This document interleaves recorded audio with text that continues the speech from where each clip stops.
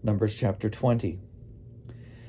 The Israelites, the whole congregation, came into the wilderness of Zin in the first month, and the people stayed in Kadesh.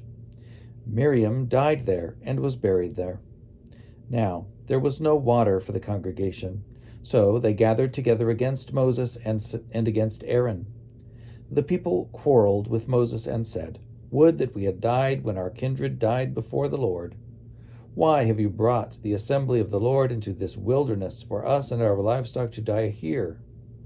Why have you brought us up out of Egypt to bring us to this wretched place?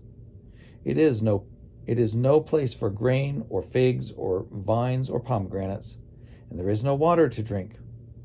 Then Moses and Aaron went away from the assembly to the entrance of the tent of meeting.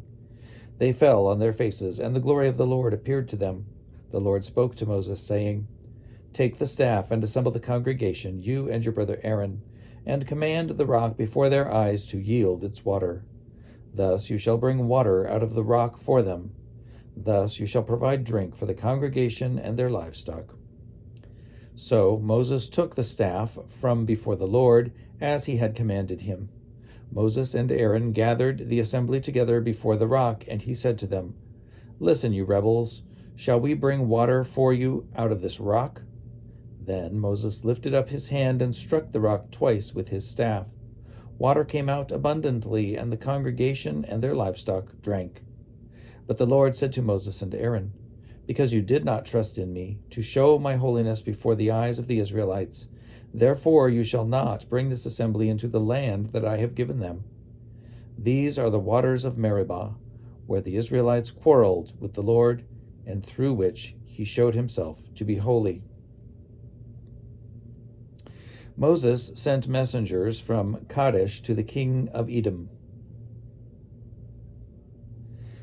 "Thus says your brother Israel, you know all the adversity that has befallen us, how our ancestors went down to Egypt, and we lived in Egypt a long time, and the Egyptians oppressed us and our ancestors.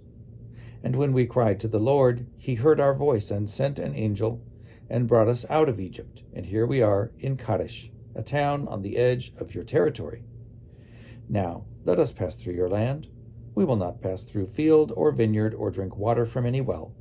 We will go along the king's highway, not turning aside to the right hand or to the left until we have passed through your territory." But Edom said to him, "You shall not pass through, or we will come out with the sword against you." The Israelites said to him, "We will stay on the highway, and if we drink of your water, we and our livestock, then we will pay for it. It is only a small matter. Just let us pass through on foot." But he said, "You shall not pass through." And Edom came out against them with a large force heavily armed. Thus Edom refused to give Israel passage through their territory, so Israel turned away from them.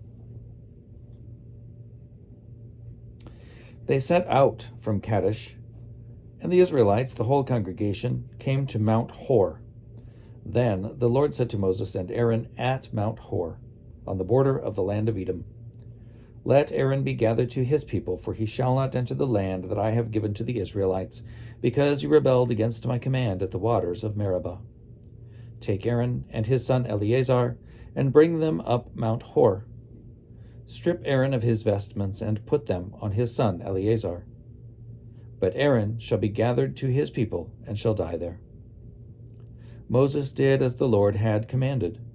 They went up Mount Hor in the sight of the whole congregation. Moses stripped Aaron of his vestments and put them on his son Eleazar, and Aaron died there on the top of the mountain. Moses and Eleazar came down from the mountain.